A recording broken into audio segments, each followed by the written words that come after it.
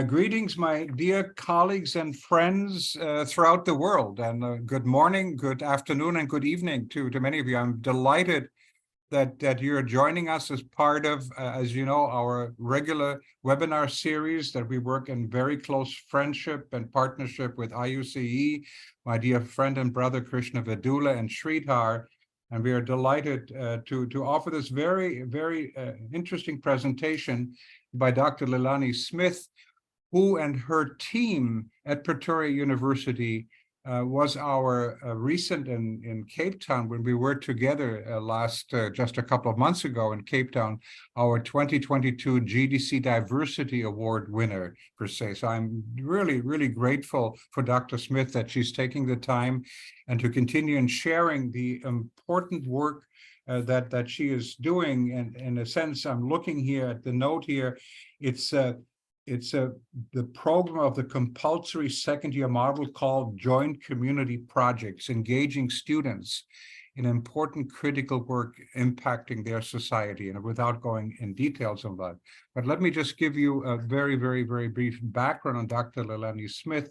She's the project representative, and she's the winner of, as I said, it was supported by Siemens, our GEDC Diversity Award. She's a full-time senior lecturer in the Faculty of Engineering, Built Environment, and IT at the University of Pretoria in South Africa, which, as you know, hosted us, that team and our colleagues and friends, in partnership with other universities in South Africa, our conference just a few months ago. Dr. Smith is currently, her main responsibilities are coordinating the community engagement projects for the faculty, as well as the vertically integrated projects. In addition, she's the principal investigator on the cross-institutional project Bringing Life to Our Engineering Curriculum in South Africa, as well as the chair for the development committee in EBIT. She's also the co-founder and director of the Engineering Education Research Network Africa. I could go on of her impressive life, professional, personal journey, and I'm just delighted, Lelanie, that you are doing this webinar for us. It's in your able hands. Please go ahead. Thank you so much, Hans. Thank you so much for that introduction. And it's so good to also see so many familiar faces. I'm going to share my screen so I can start just sharing some of the work on the community engagement project. I'm assuming everything is okay and people can see. Yes, we can. Perfect. It looks good. It looks good, yeah. Okay, so I think, as Hans mentioned, I'm going to just talk a little bit about the framework for a large-scale experiential learning module that I coordinate at the moment, and it's really focused on community engagement. So I thought to give some insight around a little bit about the what and the how and the why surrounding this module at the University of Pretoria. So maybe just a short overview. So I just had some statistics here from last year. So typically with this joint community projects, which is in short called JCP, in the engineering, built environment and IT faculty, we typically have 1,650 second-year students from the 3 different schools, engineering, built environment and IT, and they all have to participate in this module called community engagement. So we typically have about 350 projects with more than 50 active community partners in Gauteng. And these teams are completely diverse in terms of the disciplines. So they're from 18 different disciplines, race, culture, gender, of course, in South Africa, that's almost a given. Typically work in teams of 5 and have to complete 40 hours of community engagement work. So in total, yearly, the module is covering about 66,000 hours of work in communities across the province. So just a short summary, essentially over 1 year, the students have to do 40 hours of preparing to work in communities. And I think that's where I'm going to spend some time, and 40 hours of active field work. And maybe before I go into the how, I used to teach fluid mechanics until 2020, and it was quite comfortable, I think. And my shift over to this module, I had to go and meet some of my community partners and and hear what their projects are about and what they are about. And I had this very stark realization when I met some of them that I was sitting there watching the clock, wanting to know what is the problem, how can we move forward, what are the task lists that we need to get to. And this real time, I had this realization, okay, I'm actually not here to just move forward in a project. I'm here to also connect with this person.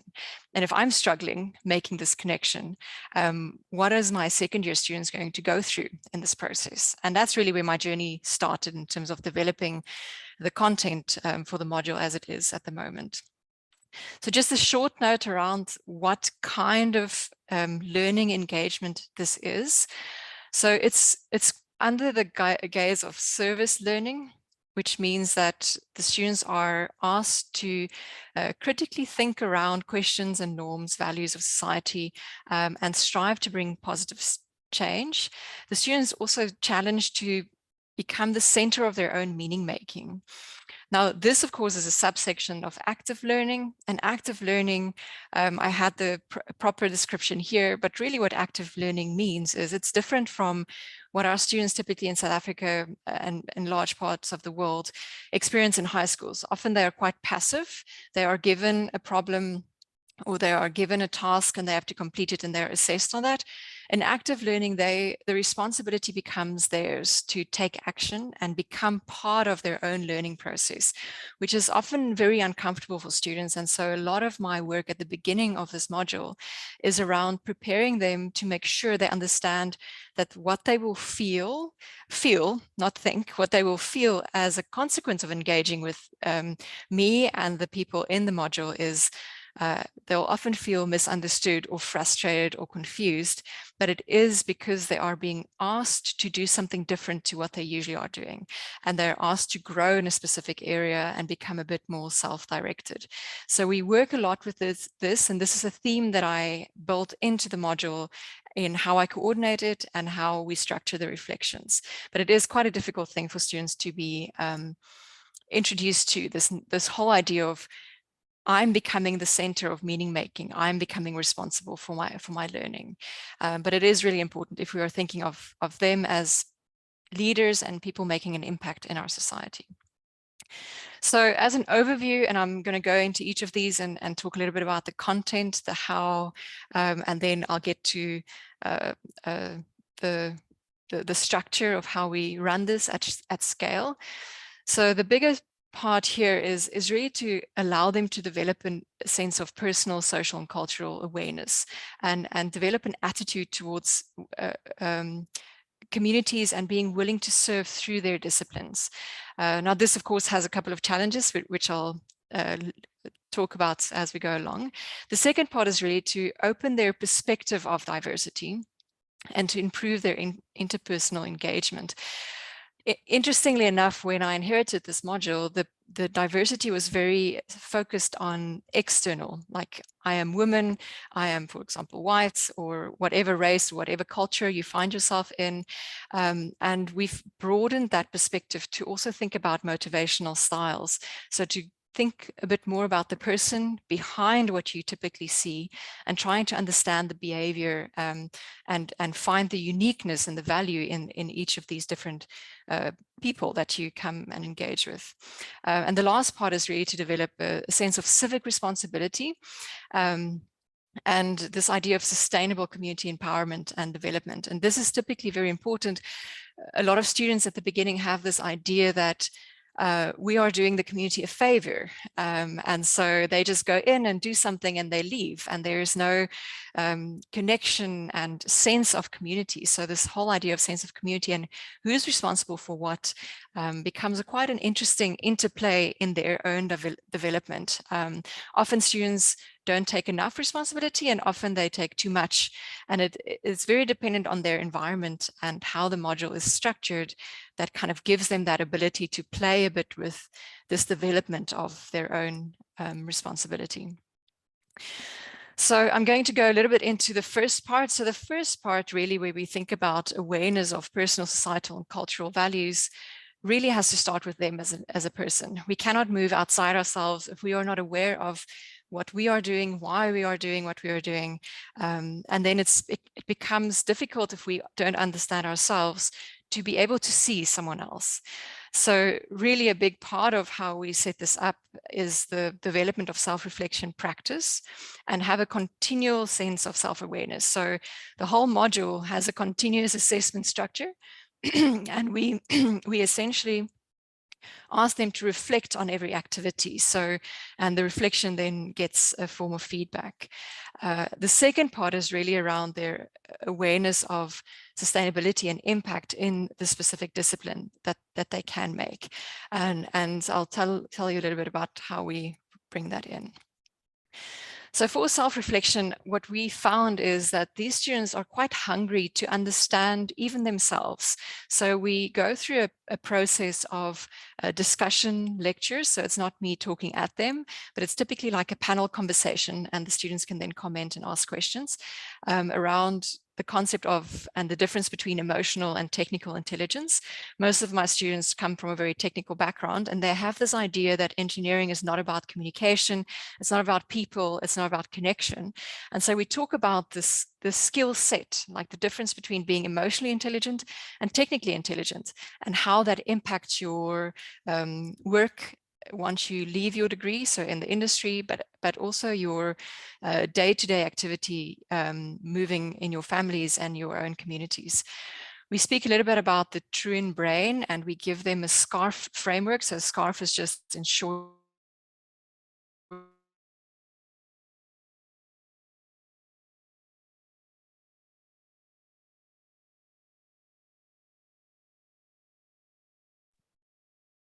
Sridhar, are we disconnected, Sridhar? body. No, I think she's What back. is Dr. Smith, we missed a few seconds. Oh, okay. I'm not sure where you lost Just me, I think. 20 seconds. Okay, yeah, so I was I'm saying not about the SCARF brain. The SCARF framework. Thanks. Thank you. So the SCARF framework is really a framework where we give them some clues towards why at times when we engage with people, there are potential triggering events. So someone says something, I see something, I hear something, and I feel angry, frustrated, sad, etc. So understanding why that happens in me, but also understanding when I'm engaging with someone else and my intention is really positive and I'm believing that I'm communicating openly and transparently, but the other person is almost reacting in a more aggressive or different way than I expect, to understand that there is this reactive sense within us and that it's not always personal, but it comes from some a perception of what is happening in that space. So we use SCARF as one framework, and we use the Enneagram as another framework. Now, the Enneagram is also the way that we deepen into their sense of diversity. The Enneagram is not a personality tool like, for example, the Myers-Briggs, but it is a more comprehensive tool that looks at what is my motivational style? So even if all of us are behaving the same, working towards the same goal, our reason for doing that, our reason for behaving in that specific way is not always the same. And trying to understand that my motivation comes from a specific place, but there are 9 other motivational strategies to consider. So thinking about the why behind people's actions and people's motivations becomes a critical part of how we've asked the students to reflect on their own self-awareness and their awareness in relation to other. We also use the Enneagram style in a couple of discussion lectures, including industry partners. So asking the industry to partners that use the Enneagram in their workplace to reflect on how do they, from their motivational style, think about team participation, leadership, conflict management. What do they like about teamwork? What don't they like? What works for them? What offends them most easily? How have they worked to grow through some of their personal challenges? And so it's a really nice framework to also ask the students to reflect around if, for example, I identify as an 8, and I find that often I come across as quite intimidating and quite intense, that even though I understand my motivation is to really get to the truth and get the project moving forward, that someone else might perceive it different. And what can I do in that engagement to make sure that that relationship is not destroyed because of some misunderstanding or miscommunication? So we've had some feedback around the Enneagram. Students quite enjoy the opportunity to think and reflect about themselves in this way. It's also bringing some interesting reflection around how we think about diversity and how different motivational styles contribute to projects in a different way. So I emphasize quite strongly that it's not about the number or the personality type or the motivational type, because they would often ask me, what is the best team to work together? What are the best types to work together? And I strongly ask them to not think about it in that way, but to think about their own development, and that the best person to work in a team with is the person who's the most self-aware, not the person who's motivated from a specific perspective. Yeah, so the students quite enjoy reflecting about themselves in this kind of structured way. The second part where we bring in the awareness of impact in society is we work with the Sustainable Development Goals. So we ask them to go through a series of activities around the Sustainable Development Goals. They also have to choose their specific project based on the development goal that they want to work in as a group. And this is facilitated through a series of multiple choice questions around some of the content, but mostly around reflection on how they can see their discipline and see their development making an impact in that system. Now, professional responsibility in this context is quite an interesting thing to develop for a second year. And the way we structure the module, because it's also a large scale module, 1,600, is how we engage with the students. We model a certain level of professional responsibility.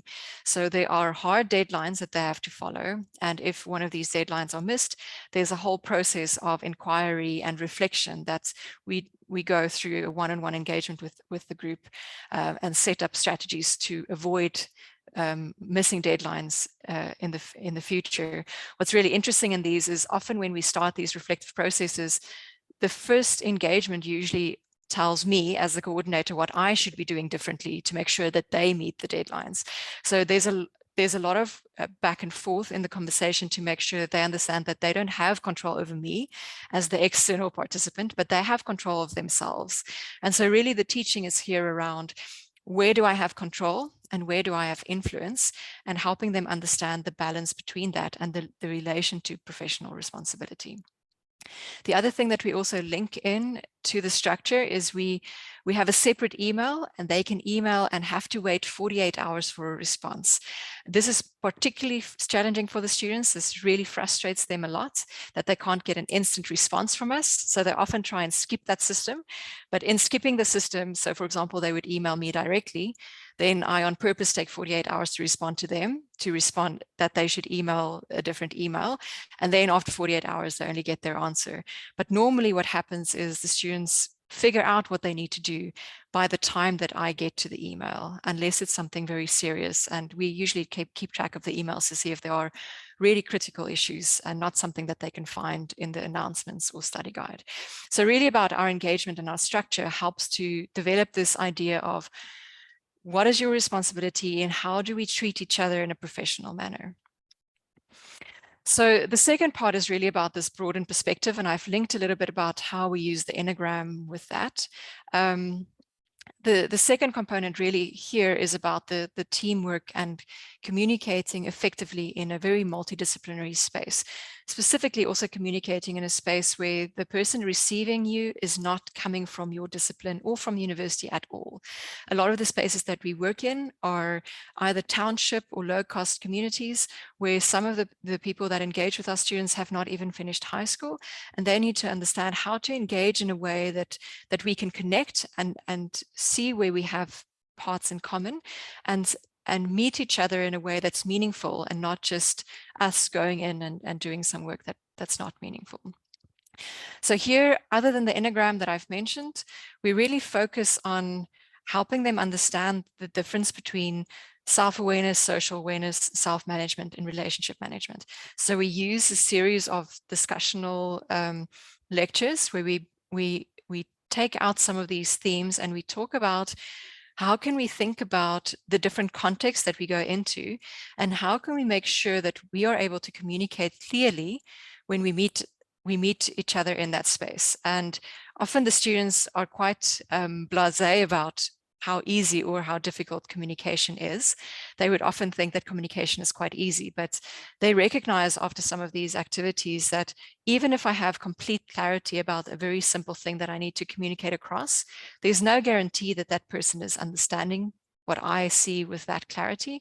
And there's no way for me to know other than asking clarifying questions around what is understood on the other side. So it's really about a process of trying to see from the person's reaction and behavior what the person is understanding from what I'm trying to facilitate, but also asking clarifying questions and how to structure those to move the project along in a meaningful way. The second part here, and we place a lot of emphasis on this, is the communication and listening effectively within their teams and communities. I think this was part of my big realization when I entered the community, is I realized immediately that I was not paying attention. I was not listening. I was so busy trying to see what I can improve that I couldn't actually meet the people in that space, which was a really big wake-up call for me and something that I really wanted to make my students aware of. So we use two themes that we take from transformational coaching. The one is called matching and mismatching. So really just matching would mean I walk into a space, I see what is there, I see what I like, I see what I agree with. Mismatching is really I move into a space and I see what I can improve. And I talk to them around these themes to say that when we are working with a thing, with a piece of technology, then mismatching is okay, because mismatching is important when we are making judgments, when we are discovering new things. But when we are making connection with people, it's important for us to match first. So both is important, but there's a sequence that we need to follow, and we need to match with the people that we work with, our group members, our mentors, our facilitators, our coordinators, our community partners. And once we've matched enough and there is trust built up in the relationship, then we can start looking for what we can discover to be new. What can we mismatch? What can we improve? And that relationship is really important for us to find the path to something that we collectively can improve. So this is quite a meaningful engagement that we do with them, to play around this idea that we match first, we don't mismatch. So we usually use quite simple examples around language, watching what language they use in talking to each other, to see that they are matching and meeting someone where they are before they move into a discovery phase. The same with levels of listening. We talk about the different levels that we can listen. In some spaces, we listen with only our own perception and worldview in mind. But how do we move beyond that? How do we start listening to hear the other? In fact, how do we start listening so there's almost the space between me and the other starts to disappear and we become more of a collective? So we play around these themes and we encourage students to then practice in their groups and in the community. The last part is really this idea of civic responsibility, which I've touched on, and sustainable community empowerment. I think what we often see is, and what previously happened in this module a lot, is we would go out and engage in communities and then leave. And once we go back a month or two later, everything is lost. And so this idea that we are building relationships and you're forming a part of a bigger community and a part of a bigger process is really important for them to understand. So we built in guided self-reflection around this. There's also community partner feedback on the students' engagement. So all the themes that we try to develop in them or start to expose them to, we then check once they've met the community partner, how does the community partner feel they've performed? And this is done through a rubric, and we then give scaffolded feedback back to the students. We make an emphasis that there has to be a handover document. It's not just something that we go in and do, but there is a conversation with the community, and the community gets the handover document. So they know where we are, what is the expectation on both sides, and what we can do next with the next students coming in. So that's an ongoing and a cyclic reflective loop that we work with the students. Okay, so now I almost want to say the more important part, or the most important part, is how to run this, because it's nice. And I think in my mind, I wish I only had 50 students, because then I feel like it could be amazing, but I don't. I have 1,600 students. So how does this even work? So based on my work with vertically integrated projects before, I created a vertically integrated facilitation team structure. And so this is just an overview of the team structure. I'll go into the different parts, but essentially I'm the sole coordinator of the module, and I have an administrator that helps me with certain tasks. But then there are certain roles to be played. There is the interface to industry and community partners and community mentors. There's junior and senior facilitators or mentors. I also call them mentors at times. And then there are teaching assistants. And all of this makes up a structure that's viable when we connect to the students. So I want to look at the individual parts here. So I'm just going to take out individual parts. So the module administration is really important as part of the large scale structure, making sure students are registered, the projects are allocated, the groups are shuffled in correctly. Each group gets some funding. So there's about 380 Rand. So I don't know, that's roughly probably $10 or $12 or so per student that they actually get allocated towards completing their project. So that happens through administration. Any appointments that we need to handle, or bookings of tools or transport, or any general inquiries, the administration helps. And this is really important. If you're going to be a sole coordinator, it's really important to have administration support, because it's a lot. Often I would send out an announcement, even just to congratulate students on making a deadline on a Friday, and Monday morning there's 100 emails because they misunderstood and they feel like they've missed something. So it's really important that there's an administrator that can help pick up the communication with the large scale group. The next role is the community mentor. So these are people that we've connected over the years during the development of the module, and it has been in existence for 13 years before I started coordinating it. So some of the mentors and partners from communities we've kept, and we've also added some new partners based on people that hear about the work that we do, or people in communities that just expand their own projects. And really, it's important that these partners and us build a strong relationship. So they make sure that there's community participation and engagement. They facilitate conversations. Some of our best projects, for example, have long-term engagements where there's always students part of the community having conversations with the community. So when we go in and do something like build a bench, for example, in a park, we know that that has been carefully thought through and is part of a bigger community structured plan, rather than just us building a bench because it sounded like a good idea. It's important also that these people make sure that there's appropriate handover. So they keep track of the history of the project to make sure that every year when they receive a new cohort, that we can build forward on what we've discussed in our continuous engagements. And then, of course, we also require them to do some assessment of the students. So this is at the end, towards the end of their 40 hours of work, they have to give us a brief feedback on how the students have performed in their interpersonal connection. The teaching assistants are really more for me. So they help for me to, for example, if I receive 350 project proposals, they help to evaluate those. They also help to evaluate the final project videos and evidence reports. They have to give feedback. The students have to give feedback on the funding they've received. They have to give feedback on signing of POPI acts, signing of all kinds of agreements. So these students just really help me to check that everything is in place around the projects. And this is really important, I think a really important part of the module and the success of the development of the second year students, but also of the continual engagement with our students as they develop into young professionals. So there's a integrated mentorship structure that we collaborate with a team from Curiosity Campus. So they are a team of transformation coaches. and we co-developed the structure with them. So we take 15 senior facilitators, so they're 15 final year students typically, and we train them on this notion of responsibility, self-esteem, and identity. So the coaches use what they call patterns. So they usually look at how we break down the concept of responsibility to a tangible activity that we can work with, and how through this activity can we help the students to understand that actions that they are taking at the moment is not supporting the others' development and their own development. Responsibility is a really big theme, especially because of these students putting up their hands to be mentors or facilitators. They often take on more than they can and then they have time for.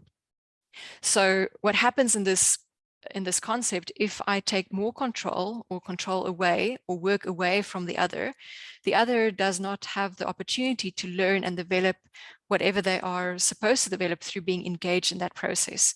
So if I can have a clear distinction between what is within my realm of control, and that is really only what I say, what I think, what I do, what I feel, and I can influence the other, I can ask clarifying and guiding questions to the other, but I cannot take control and take work away from the other. And every time I do that, I actually take away their opportunity to learn. So it's really important for these facilitators, when they're engaging with the groups, that they can make sure that that engagement is healthy for both sides. The idea of confidence is also important, because they are asked to engage with these students that are on a second year level, and they should feel quite comfortable and confident in their own ability to connect and communicate at the stage when they go through that engagement. So that's the second level, and then the junior level is 35 of them. So in total, we have 50 of them. So roughly, if we think about the integrated structure, I work with 15 directly, closely. 15 each have 2 or 3 of these 35 that they work with closely. And the 15 plus the 35 together each have about 30 to 35 second year students that they work throughout the year. So there's a scaffolded learning that we build through developing the same skill set for these different students. So you'll see, for example, these students as a first level facilitator, so a junior facilitator, that means they've passed their second year, they've passed the JCP module, they're entering into the third year. We develop them and we use similar concepts that we use in the JCP. We use the matching, mismatching that I explained, the levels of listening, giving and receiving feedback, and asking clarifying questions. And we teach them through activities so they become comfortable with, how do I facilitate these kind of questions? How do I understand these different engagements? And these students are then asked throughout the year. There are certain milestone conversations that they have to engage with these groups, and they just ask questions and get feedback and facilitate a conversation for these students to come to realization around some of the themes that I've mentioned that we try to develop within them. Okay, so that's really the how this works at scale, and there's a lot we can improve. I'm in a perpetual model of improvement at the moment. I wanted to say something just a little bit about what kind of projects we do. I think we are very collaborative minded.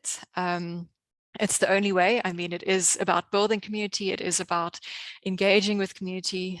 So anyone really open to work with us, we work with. So we have some people from some of the departments at University of Pretoria. So the electronic department has helped us to develop a robot school and a sensor school.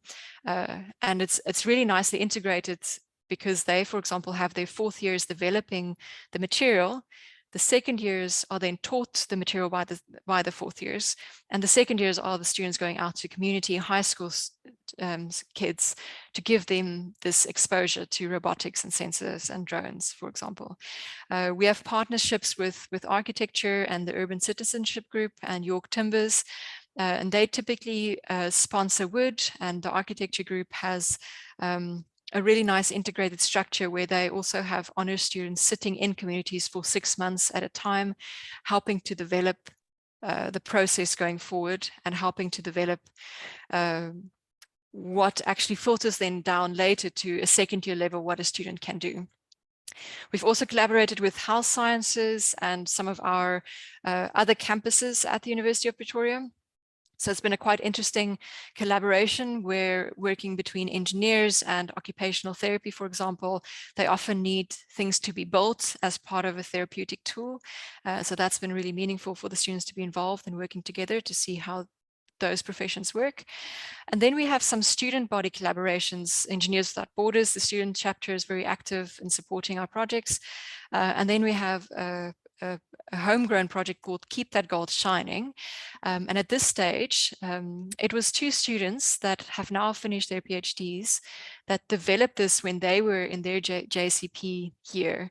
They developed a mentorship where they go back to their communities and they teach math, science, accounting, computer literacy, robotics. They do mentorship and university transition mentorship. They do engaging with women who wants to go into sciences. And at this stage, they take almost 700 of our students into a wide variety of communities where they are from. So typically these students are from, for example, a specific community, typically a very a previously disadvantaged community. And as they are mentored and grown into the university, by the time that they are second years, they are then the students going back into those communities and developing the younger generation. So it's a really nice scaffolded process that's run by one of our very good project leaders in our joint projects. Okay, so what are we doing now? So like I said, there's always things to improve. At scale, it's very difficult to always measure exactly and give exactly the type of feedback that you want. So we're always trying to see how we can do that better and open to learn from anyone that has any suggestions or ideas. What we tried this year is we created an immersive interactive experience with the drama department, and we wanted to use some components of virtual reality. And that's something that worked fairly well, but there's still a lot that we can do. The idea here is to almost create experiential opportunities. For example, it's very difficult for a student if I'm actively engaging with a community partner and something goes wrong. For example, the community partner is really aggressive or unresponsive. To real time for a second year student to think through what they might do differently in that situation is often quite stressful. So the hope was engaging with the drama department specifically and with virtual reality is to create the experience for them and place them in that uncomfortable, unsure position. And while they are there, give them some guidelines in terms of what they might do while we get feedback on what they are feeling. Now, this is quite complicated to run at scale. It would be great to run this with 50 students, but we haven't quite figured out how to run it at scale. At this stage, the students think it's really fun, and they really liked how it was taking them to different spaces on campus for these different experiences. But the learning is not quite landed in the way that we've hoped, so we'll continue to work on that. We're in the process of coming up with a rapid prototyping workshop where they can prototype some of their solutions and get some ideas for the community. Like I said, we're always looking for other collaborations. So we have some collaborations with universities abroad where some of our students participate in competitions, or some of their students just engage with our students around some of the projects, and they develop it as part of their learning. And we have ongoing engagements with community partners and industry partners around South Africa. We're also looking how to align this very closely with the other modules. Historically, it's not been aligned at all. So it's been a very loose standing, happening in isolation. But currently we have a module in the first year and the third year that we are hoping to align so it can be a scaffolded development for students as well. And this year we're also using a centralized platform so we can draw some history and statistics from some of the projects more comprehensively than we have in the past.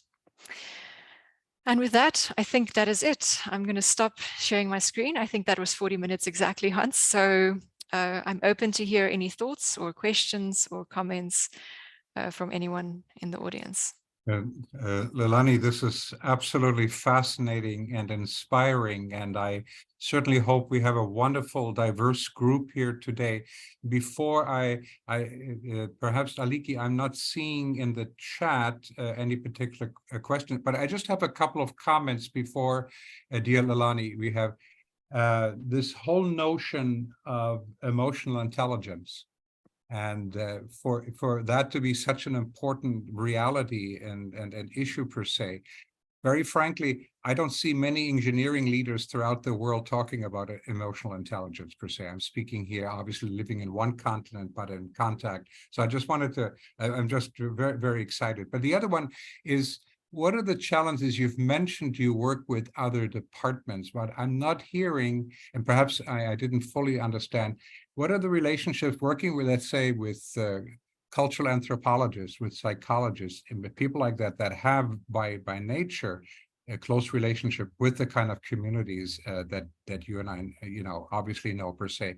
And then finally, you've made a comment about beginning to connect with other colleagues, and it was beautiful to see your presentation in Cape Town, but in other universities in South Africa, in Africa, and certainly globally, and certainly given you're part of the IFEES GEDC community, we can certainly facilitate some other connections. We will share this presentation and all that. Let me just stop here, but I'm hoping that there's some, some questions have come from others, but perhaps you can comment on a couple of my comments. And Aliki, if you could help me, I'm not seeing any questions, please. But go ahead, Lelanie.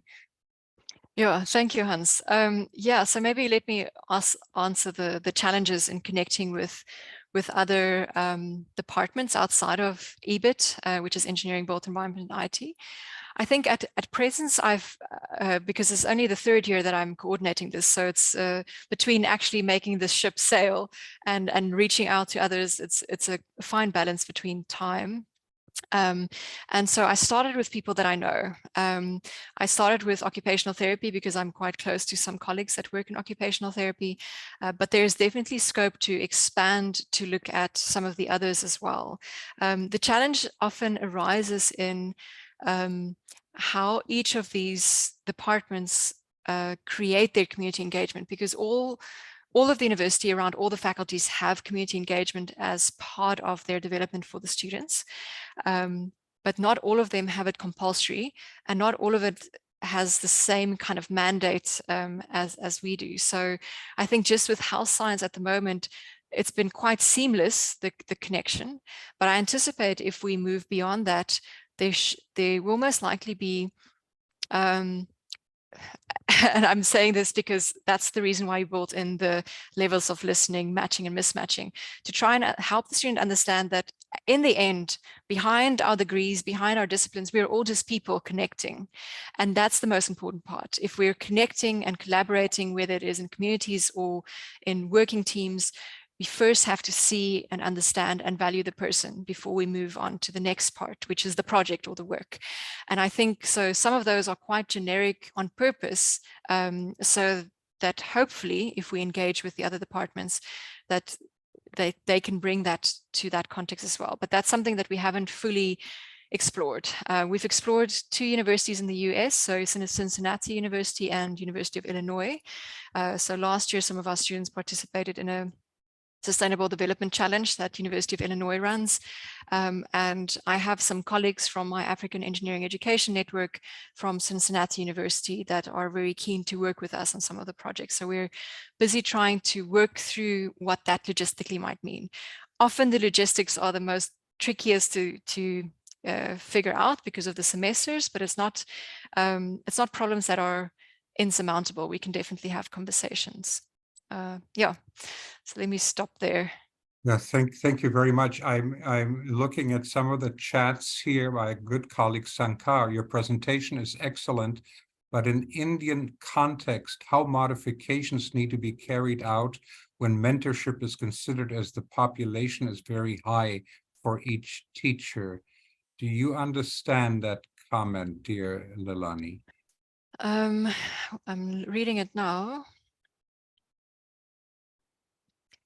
Yeah, I think that is the big challenge. I mean, the population for this module is essentially 1 to 1,600, and that was my biggest challenge. There's no way that I can realistically engage with these students and develop them. And so the negotiation is that we need support. And so my thinking was the thing that we often say counts against us, the large student numbers, to use that for us. And I found the students that we developed to be almost junior and senior facilitators, they were way more engaged than I even thought. They had such an appetite for becoming leaders, being change catalysts in their own spaces, that we do these trainings with them for 2 days before the semester start. And then we have regular check-in sessions with them. And that's the only way to do it with that kind of population challenge. I think we have the same thing. It's not possible for 1 to 1,600, but if we take the 1,600 and we train some of them to help us, then it is definitely possible. Thank you. Let me just share the comment here by Professor Prashant Revankar. Great learning experience to students. Does this course make a complete alignment to all 17 sustainable goals, or is it more focused on goals that connect to technical aspects of engineering? What are your thoughts? So I don't prescribe a very narrow alignment to these 17 goals. So I essentially allow them to see which they are most comfortable with. Now, of course, being very technically minded in engineering, they are often more focused on the technical aspects of engineering, but there is a large number of students that focus, actually, I think the bulk of our students focus on the quality of education component. So there's a real drive in the students to what they've learned, even in their 2 years at university, to go back and teach some of the students in high school or even younger than high school. So a lot of them focus on that component, but there's no, I don't focus it for them. They can decide as a group where they feel they can make the biggest impact. Yeah. Okay, thank you. Let me, my dear colleague in Washington, D.C. here, wonderful presentation. Thank you for sharing this. Hope to be able to begin something like this in our engineering program. Perhaps both of you could continue to stay in touch. And I know John would deeply value your support. The other by Debbie. Perhaps, Debbie, why don't you articulate what you wrote here? Do you want to make it? Can you hear me, Debbie? I'm not sure. Oh, go ahead, please, Debbie.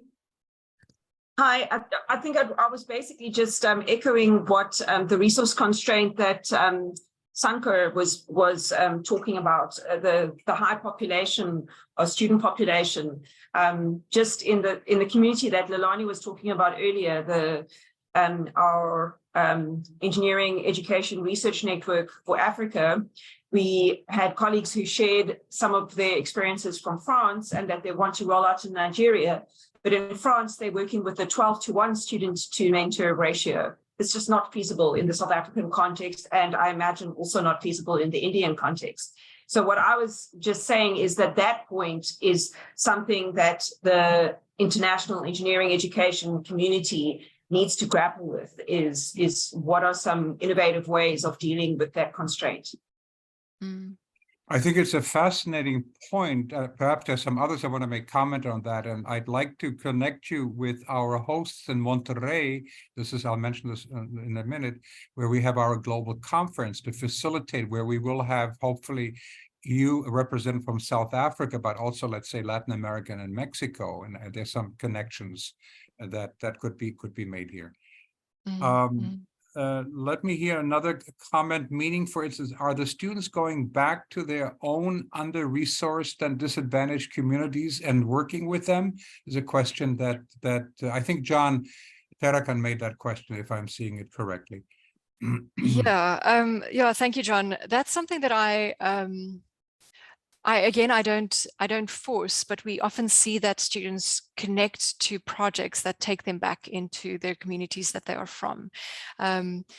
Now, there's also there's two sides to this. So yes, for example, if you're coming from an under-resourced, disadvantaged community, it's really nice to see someone grow and be successful, and then going back and seeing how that can be almost paid forward.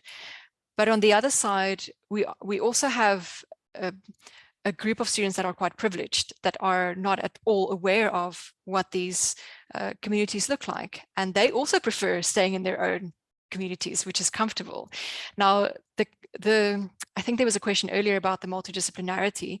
So because there are 18 disciplines part of the module, it is multidisciplinary. So it is spread across different disciplines, but it is definitely also spread across different communities. The students that are in a group, it's very unlikely that all 5 of the students will be from the exact same community.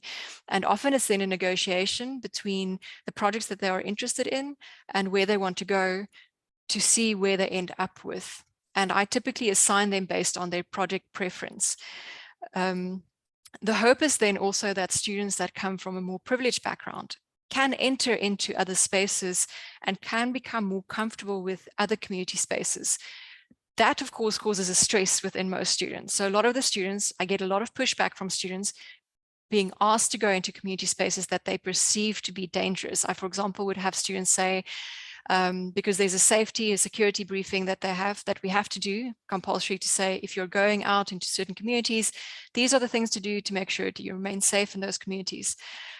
Now, most of the crime, I mean, it is South Africa, so most of the crime that happens, at least in the module that I've heard of, has happened around campus. I mean, it's South Africa, so anywhere you go, there is crime. But it's often students' perception that when they go out into disadvantaged communities, they are at greater risks if they're not used to being in those communities. And so the encouragement here is to connect with each other on campus and then go back into these communities, but also to experience that stress of, I'm not quite comfortable, I'm not quite familiar, but giving the students enough tools and mentorship to guide them through going through that stress. I think it's important for students to be there and be in those positions to really understand that context, to be able to see and understand the other in a very different way. So I don't enforce that, but as a consequence of the diverse nature of the cohort, I want to say 8 out of 10 times it happens that is the case, that people either go back to their own communities or they are stressed by going into a new community that they're not familiar with. Thank you very, very much. Any final comments here before I share a couple of information about our 2 organizations, Lelanie? There's a very thoughtful, I'm seeing notes of great appreciation for your thoughtfulness. Any final comments you would like to make, please? I see Nikki has a question, Hans. Yeah. I'm not seeing another. Go ahead. Oh, Nikki, I'm seeing. Okay. Please go ahead. Please, it's yours. Okay, thanks. Hey, Lelanie. Lelanie, I've got a question on, I just can't comprehend this. How do you keep track of 350 projects and manage and match, and do students not come back? This is not working out. And I just would love to know more about, like, yeah, that side. I think that's the important question, Nikki, and I think that comes back to the resource constraint. And that's why I really see the mentors as the key part. Those 50 senior students that I work with, I cannot keep track of those projects, but they can keep track of, each of them can keep track of 5 or 10, and they can report to me if something really goes wrong. So there's an integrated scaffolded communication structure. So by the time that I hear about it, it should be a really serious concern. It should not be something. But yeah, to be honest, I have no idea what's going on the ground half the time, because there's no way for me to know from a day-to-day level. But I trust them and I develop them and I keep checking in with them. And I think that's the other important thing. I can't wait for them to come to me. I need to go ask them. I think with the students as well. The mentors have to go ask the students, what are you struggling with? And I need to go ask the mentors, what are you struggling with? Because they don't realize until it's too late that they're struggling with something. But that's really, the success in large scale is really about that mentorship structure and having it integrated. Okay. Thank you, Nikki. Leslie, I'm very happy a colleague. I'm not sure that I've had the pleasure of meeting Paula in Rio de Janeiro. Lelanie, my home university is the Federal University of Rio de Janeiro. And we have been working with research action with community for 20 years. I would love your structure, for core, would love to exchange more with you. So there's an opportunity, I think, and that's very much the heart of both IFEES and GEDC, to connect thoughtful professionals like yourselves at a Yeah. global level, per se. I'd love So to, hopefully- definitely. Yeah, you can. And Lelanie, if you could send us your email or whatever, we can help in facilitating this communication.